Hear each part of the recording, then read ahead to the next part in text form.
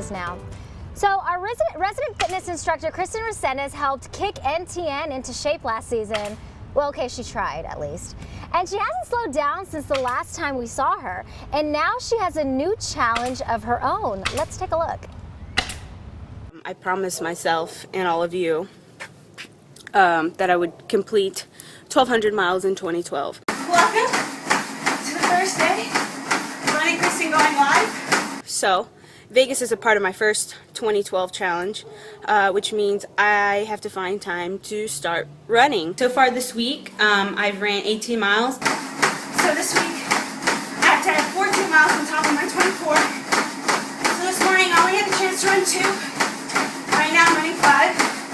I'm about 24 minutes into my run, and way over 2.5 miles. I know lots of people probably don't work out on vacation. I normally do, but now I have to make sure that I do. Let's see, 6 more miles left of this week's quota, and then I have 14 miles that have been rolled over that I don't know if I will complete this week, but they will get done no matter what. Wow, Kristen, 1,200 miles in 2012, that's quite the New Year's resolution. Tell me about that. I'm very excited about it. I made this challenge for myself at the beginning of the new year. It wasn't exactly a New Year's resolution just because I do exercise all the time, so this is just a challenge. Goals are better than anything else to give yourself, and my goal is to run 1,200 miles in 2012.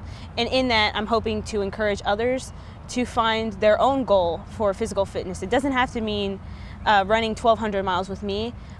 That's why I have runningkristen.com, which is a website that I just started up at the beginning of January, where I'm trying to help others find a realistic challenge for themselves, whether it's taking 20 Zumba classes a month or...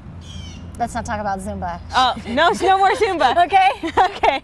We're not doing Zumba today, Okay. Thank God. Okay, so, Kristen, I've got to ask you, so what's your plan for this? Are you gonna do 1,200 miles in 2012? Most definitely. It is a challenge, and I've already hit a few challenges. I got hit by a truck a few weeks ago, and it kind of traumatized me to go outside.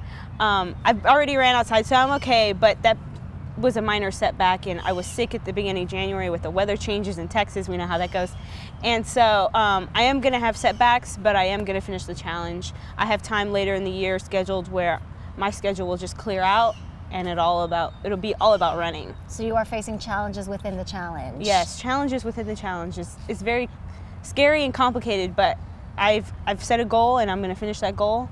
And Okay. I have so many people looking up to me, so I just want to make myself and everybody else proud. And you're only how old?